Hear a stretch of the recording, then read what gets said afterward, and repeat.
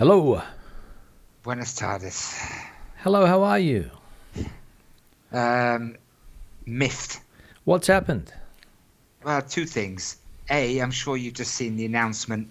Mandatory masks outdoors again on their way. Correcto. Yeah. I'll leave that to Don't get into a mass debate, Nick. Don't get into a mass debate. We know what happened last time. Yeah, I'm staying away from it. Yeah, the other thing was today I got hit with the what do you call it? Not the nail in the coffin, the sting in the tail. That's the expression. What, from the house purchase? Yes. I don't know if you remember, the car was included. Yeah.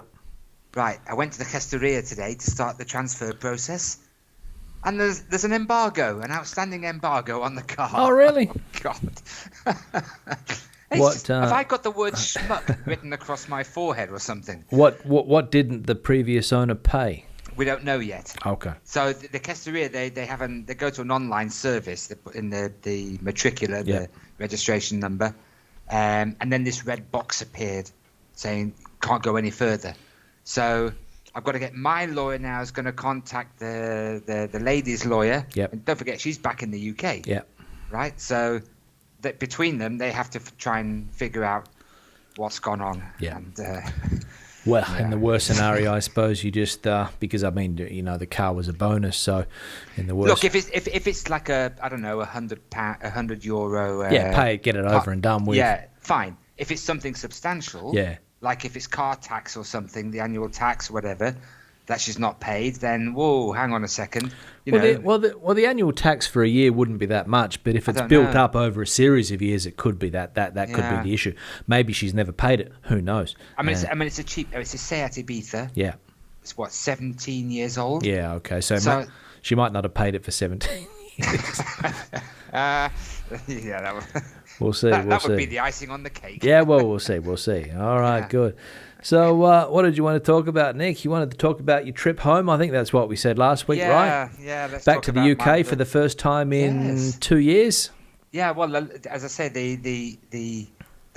I would normally go to the UK every month. Yep. For a week.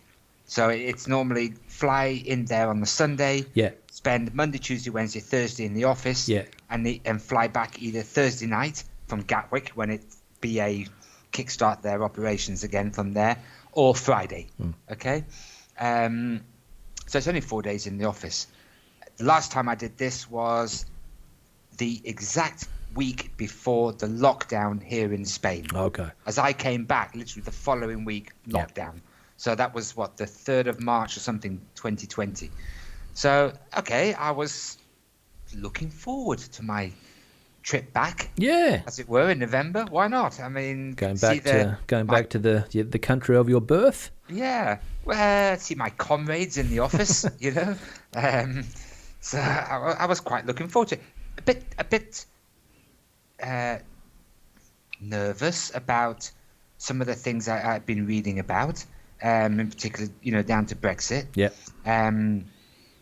So Malaga Airport was the first thing. Yep. The first spanner in the works. Yeah. I'm a member of the Iberia Plus frequent flyer, and that allows me to go to the lounge. Okay, any of these business class lounges. Now, I don't know if you've ever been in Malaga Airport. But no, I have not. Okay, so when you go through security, you go through the duty-free area. You turn right towards the D gates, and that's the Schengen area. Okay. Okay. Yeah. Or you go left, and you have a long walk down. It's about 120, 30 meters to get to the B and the C gates. Mm-hmm. Okay? Which is the non-Schengen. Correct. That's the non-Schengen area. Most of it being now, obviously the British flights. But but Britain's never been part of Schengen. Yeah, no, it hasn't. No, so I didn't really word that correctly. No. But not non-European Union. Correct. But you've got the passport controls now very much in play. Okay. Yeah. So I'd seen, and I'm sure you've seen them as well, photos and videos. Long queues. Long queues, right? And I thought, well, surely that must have been just the summer. I'll get there a couple of hours early. I'll go and spend 40 minutes to an hour sitting in the lounge having a glass of wine. Yeah. Oh, sorry, glass of wine for you. Wine. That's right. I've got to have my red wine. And nonchalantly make my way down to passport control. This is a Sunday. Yeah. So I came out of the duty free, and I was just about to make the right turn because the lounge is actually effectively the entrance to the D gates area, the Schengen area. And I thought to myself, whoa, let me just go and have a quick look and just see if there's a queue down there. Yeah. So I took the left turn, and in me, bang! Oh my God! The queue started. The queue was right there. So literally, as soon as you turn the corner from the sort of the security, the duty-free area, there was the end of the queue. Literally 100-odd meters from the entrance to the passport control queue. Oh yes. Oh, now, and I looked at this, I thought, oh my God, what do I do here? But they've got those, there's passport control at every airport, all around the world. I mean, if you come into the airport here in Madrid, I have to go through a passport control on an international flight. Everybody does. I've flown in from Dubai or Qatar or somewhere, and you go through one of these controls, but never really long queues that I can remember, just the normal. Was this huge, was it? Yeah, massive. I mean, as I say, it was 100 odd meters, and the queue obviously would have been sort of 3-4 people wide, stretching. Because look, these airports in Spain, they're domestic to be honest, airports, they've not been designed Yeah. to accommodate all of a sudden a mass of British people going backwards and forwards. Yeah, right. But the Malaga airport does have other international flights, right? You can get a flight. Yeah. You've got flights to Russia and Turkey and various places. But the problem is, it's the logistics within the airport itself. Oh, okay. That's the problem, and the number of border patrol officers that are available. Okay. So I mean, it's not. So in other words, when we talk about Brexit, this is kind of an effect of Brexit in the sense of how the airports now, what they've been left with and how they're trying to adjust. Now, I decided to stay in the queue. I thought, well, I'm not going to take my chances here. Okay, the queue actually moved reasonably quickly. And I think I was through the passport area within probably 20 minutes. But I couldn't have known that when I first hit the queue. I thought to myself, well, if I take a chance here and scoot off to buy a newspaper or even go up to the lounge, if I come back, where's the queue going to be? Yeah. There's been lots of stories of people missing their flights, right? I really haven't heard those. Oh, yeah, loads of it been going on. People arriving at the airport 2 hours before their departure, they're first faced with, a substantial length of time at the check-in desks. Yep. Because you have to show all your COVID certificates and all the rest of it. Yeah. And of course with Britain it's the they call it the passport locator, the passenger locator form you have to fill in. So so I stayed in the queue, got through reasonably quickly. And of course the other thing I was keen on seeing, Brexit thing, in terms of Article 50, the TIE card and the passport. So of course at the passport control everybody was getting their passport stamped. Yep. Right? Because clearly it was Brits all over the place. Yeah. There must have been maybe 3, 4, 5 flights all departing within sort of half an hour of each other. Yeah. So I tested this, I took out the card, got the passport, and I handed the card before the passport. And he looked at the card first, then compared it with the passport, didn't scan it, didn't stamp it. Whoa, brilliant, perfect, exactly as it should be. All right, great. So that was Malaga. So that went according to plan. Yeah. All right, good. So you step foot back in Great Britain. Yeah, Heathrow Airport. Oh, Heathrow. Okay, for the first time in 18 months, and that was also an eye opener. Yes. Well, there are two things about Heathrow. Well, it's always an eye opener, Heathrow, basically. That's right. Yeah. Well, I've never experienced this at Heathrow. I mean, I am under normal circumstances a frequent flyer. Are you from the London area, Nick, originally? No, originally I'm from Blackpool. Oh, Blackpool. Okay. Yeah, up in the northwest there. The holiday resort. Yeah, it's not a nice place. it's run down. I mean, it's still popular for stag weekends and all the rest of it, but it's I mean, it's my hometown. I have to be proud of it, but it's not the same as it was. No. Anyway, Heathrow had its heyday back in the 70s. Yes, yeah. I mean, actually, in the late 1800s, it was the place in the UK to go to for holidays. Yeah, before they realised there was other places. Before they realised, excuse me, it was a shithole. That's it. No, I mean, it is a place on the sea where you can get away. That's right. Yeah, yeah. I've not been back there for some time, actually. Okay. Yeah. My sister still lives there. Okay. And other members of my family, yeah. Anyway, Heathrow.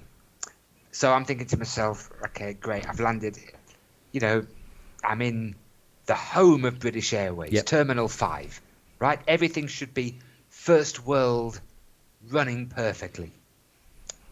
First thing I hear as I arrive into the arrivals area, the baggage reclaim area, okay?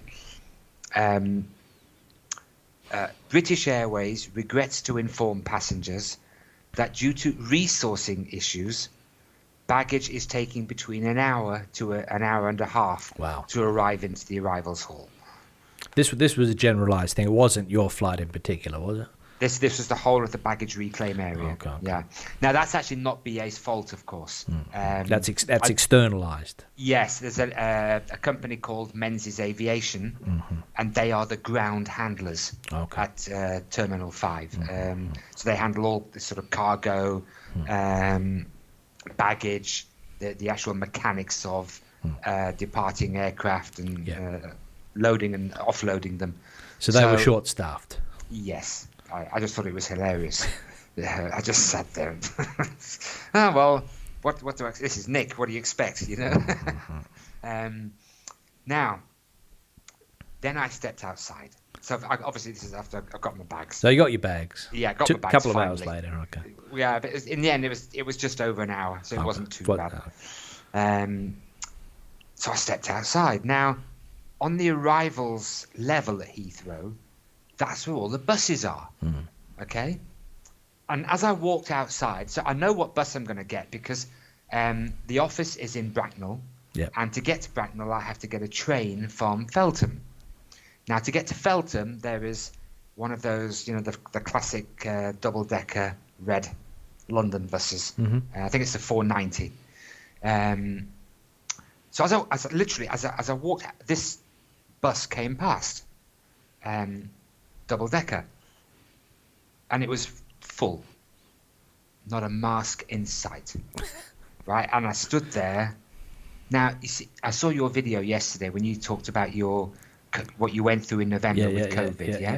And one of the things my you COVID mentioned, experience. And one of the things by the way, it's fantastic to see that you got through that with and it was mild. Everything you had the symptoms, but it was interesting when you talked about anxiety. Yeah, as in the always going around with that anxiety of, will I get this? Well, trying to avoid and it. If I do, what will happen to me if I get it? That's it. And I'll be honest, to a degree, I've had the same anxiety. I have to tell you, when I was standing outside there at Heathrow and I looked around and I didn't see a mask anywhere in sight, and that bus, I was actually scared. Because I've been seeing the numbers in the UK just flying through the roof. Well, at the moment they're out of control. It's ridiculous. But before I went, you think to yourself, well, why is it so bad over there? I mean, I know their vaccination rate's not as high as Spain, but it's still reasonably high. I mean, they're hovering sort of 68, 70% or something, right? Why is it getting hammered so much? And well, there's the answer. I mean, people they've given up. The population there, they don't care. They wave it off. Obviously, I have to admit I was scared to the point where I thought I'm not getting on one of those buses. There must have been some. Was the driver wearing a mask? I don't know. No, I just saw this mass of people. Yeah. Right. I mean, maybe there were one or two on there with the mask on, but you get a general impression. Yeah. Because the bus was going by. He was probably doing 30 k's at the time. Yeah. just that I just didn't see anything, you know. And crucially, the bus was full. Yeah. Don't forget, you get a lot of the airport workers as well as tourists, etc., getting on those buses because they're all local buses. So I took a taxi instead. Oh, okay. I paid the 25 quid to get to Feltham. I thought, then when I got on the train at Feltham, of course, okay, it wasn't packed, but there were quite a few people on there. I had my mask on. Yeah. I think I was one of only 2 people in the carriage that I was sitting in wearing a mask, you know? Stuart, it's quite shocking. I was very surprised at it. Just the general attitude. It's as if they've all given up. I think we both agree that, okay, masks outdoors, if you're out on your own, not really necessary. If you're in a busy street, maybe put one on. But in a closed public space, obviously bus, metro, I think it's the best thing to do. I'm probably going to get slammed in the comment section by people that... You're 100% correct. I mean, it just seems to make sense. I mean, the mask became politicized very, very early on, you know, and there were very high-profile British journalists. One person comes to mind, Peter Hitchens, I think his name is, who came up with the phrase "face nappy," and he gets a lot of publicity in the UK, right? Because he's a fairly intellectual type of guy, writes for the Daily Mail or somebody, probably one of those newspapers, and gets a lot of press. And he was constantly going on about the face mask. So it became politicized very, very early on. And it is, I mean, let's be honest, it is something that is uncomfortable to wear. I mean, and it's something that in my lifetime, Nick, and no doubt in your lifetime as well, hasn't been necessary up until now. But then again... But like you, I think we're both in agreement. We get the science behind it in terms of being in those enclosed areas. I mean, it seems... I mean, even if it's not 100% safe, it's a damn sight safer than not wearing a mask at all. I believe so. I honestly believe so. Again, if I'm walking here in my neighbourhood, there's no one around, I'm not going to put a mask on, even though I do see people wearing masks. But the problem now, you see, that I don't like about the announcement today. Now it's mandatory. Yeah. Now the local police are going to be out in force, right? Literally, if you take your dog for a walk, right, and you decide you just going around the block there, you don't put your mask on, the local police see you, they're going to stamp on you. Just keep your voice down when you say the word walk. She's sitting behind me. She'll get excited. Walkies. That's basically what's going to happen. The police will have the power to find people walking dogs without wearing a mask. Yeah. So again, we are, seem to be going backwards in that regard, but the positive that I can take out of this is that, and the Prime Minister said today, Nick, he said that we've put our faith in vaccination, and we're not going to bring in any other restrictions except for that for the time being. Now, I don't know what's going to happen. I don't know what's going to happen after the 6th of January, because that's when things will change, because he doesn't want to be the Grinch that ruins Christmas, right? Yeah. So up until the 6th of January, when the kids get their Reyes presents, they go back to school. If they go back to school, I think that's when things will start to change. But then again, I don't know. But as you said, it would be very sad, though, wouldn't it? After we've been through all of this, and what is it? You know the numbers better than me. 90% of the population, more or less, the adult population anyway, has had the vaccines. And now we're going to take numbers all game, these backward steps. It's a numbers game. So the more cases there are, as we know, the more possibility somebody has got the chance of ending up in hospital, right? Because it's a pure numbers game. So if you've got 10,000 cases a day, there's going to be a certain amount of people that end up in hospital, whether they're vaccinated or not. If they're unvaccinated, maybe they have a more serious effect. I don't know. I'm not a health expert in that regard. I'm not a virologist. I'm not a scientist. I don't know. But that's what I've read. Okay? Do you believe or think, or do you have the nightmares that if you had not been vaccinated, when you caught COVID, your symptoms could have been far worse? Again, I don't know, because nobody knows. But from what you hear and what you read, that's the narrative, right? Yeah. So, as I said, if I were a world-class virologist, I probably would have an opinion on this. But because I'm not, I can only listen to what they say, right? Yeah.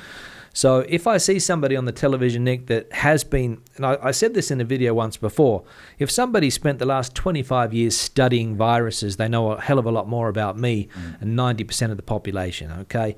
Yeah, you can read up on the internet and find out things for yourself, but unless you've actually, because you're an expert in what you do, you've been doing it for a long period of time, you know, I like to think that I know certain things better than other people simply because I do them every day, right?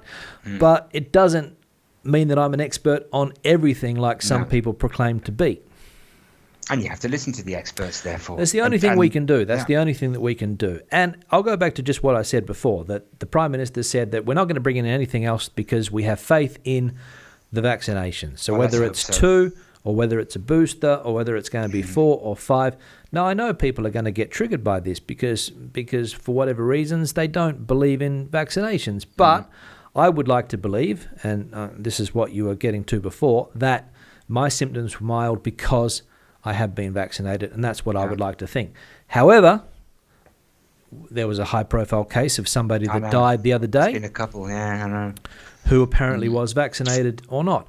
Scary, isn't it? But then again, I saw on the news yesterday that there was a woman in Germany who was vaccinating hundreds of people a day and putting the liquid into a cloth before she vaccinated people because they wanted to get the certificate, but they didn't want to get the vaccination. So this is going on as well. So we're getting to a state now where there's just so much information. There's just so many ridiculous things happening. And the fact of the matter is that, you know, I can understand why people in the United Kingdom have given up, basically. You talk about the liquids, by the way. I have to tell you about my day 2 test. Day 2 test for what? When I was in the UK. Oh, okay, yeah. The day 2 arrival test. Yeah. So I'm in the office. This is on the Monday. Right? Now, again, I never really figured out when they say 2 days. So I arrived on a Sunday. Does that mean Sunday's the first day, Monday's the second day? Or is their definition of 2 days 48 hours? I'm not 100% certain. Either way, I thought to myself, well, look, I don't know if you know, Stuart, in the UK, in these provincial towns like Bracknell, basically all the shops, they close at 5:30. Yeah. Right? That's it. The town just sort of dies for the night. Okay? I imagine that the majority of places that are not big cities, that happens, Nick. You know, I mean, you haven't got people, finishing work at 9 o'clock. Right. So I'm in the office, okay? This is kind of lunchtime-ish. So I thought, right, I better get this test done. And I downloaded so I bought it through Randox, which is a big name over there. Okay, they had delivered it to the office the previous week. Okay, now, so I get this package. Now, I'm one of these guys, right, that I just tend to open things, sort of throw it all out there, have a look at it, and only later on do I actually pick up the instruction leaflet, right? So I open up this package. Now, I've never done a COVID test before. I've never seen one. I've never watched any videos. The thing in the nose, or yeah, this lateral flow they call it. So you swab your nose, okay? So I've never done it, and please, be aware of that, right? So I've taken everything out and I'm examining it all. Okay, fine. One of these is like a tube thing, okay? I'm gonna take the top off and all that, and eventually I put everything down on the table, not realizing that there is some liquid in the bottom of this tube, right? So bearing in mind, I've laid it down flat on the table. So then I get this instruction leaflet. Okay, fine. So obviously the thing I hadn't realized was that what you're supposed to do with the tube was you open up, they give you the box that it comes in, there's a hole in it, and you're supposed to stand the tube up in the hole. But I hadn't read that part or noticed the little hole in the box. So the tube is lying on the table. So I start to do the test, and I'm there with the swab, okay? And then I pick the tube up,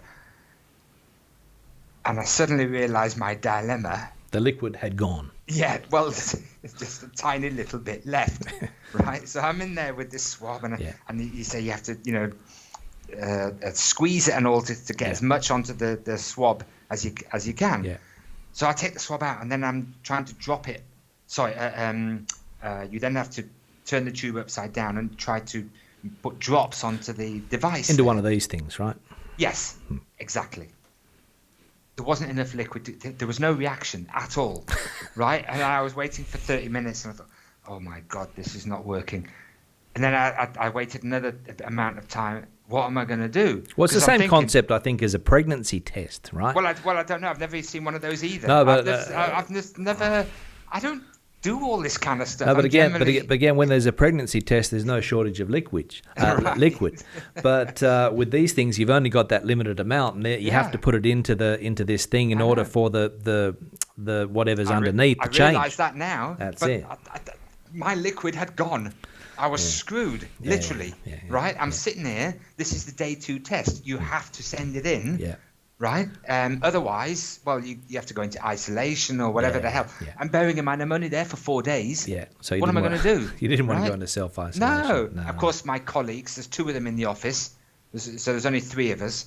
They're in hysterics. They think it's entirely very funny that I'm going through this. But then finally, one of them did say, look, I'll run you down to Boots the chemist. Get another one. Inside the supermarket. Yeah. And when we went in there, Boots, the lady at the desk, she felt sorry for me. She gave me a pack of 10 lateral flow tests, for free. Oh, that was nice. Yeah, apparently that's what they do. They're just, well, you need some tests, there you go. Yeah. Back into the office, and this time you did it correctly. I managed to do it properly. I saw the reaction, took the photo with the Randox Certifly app, as they call it. Yeah. And hey presto, sort of an hour later, I got the email back. Yeah, so I was sorted. But a bit of a panic moment there for me. All right, good. Now I've got to start the wrap up, Nick. I've got to go and pick my son up from football practice. Just before we finish, we'll get the elephant out of the room here. Oh, I know what you're going to... No, you don't. It's just... This is... All right, you're 2-0 up, okay? And it's a demolition, and I'm sure you're absolutely loving it. I am, actually. The next test starts on Boxing Day. It does. Apparently, the England team got an absolute roasting from Silverwood, the coach, last night. So, anything else you want to say? Well, hopefully there'll be a reaction, and we'll get a competitive game. That's what we're hoping for, right? Mm. But anyway, I've got to wrap it up, Nick. But we'll be in contact, okay? Maybe for next week if you can. All right? Okay, we'll see. Yeah. All right. Have a good one. See you later. Cheers. Bye.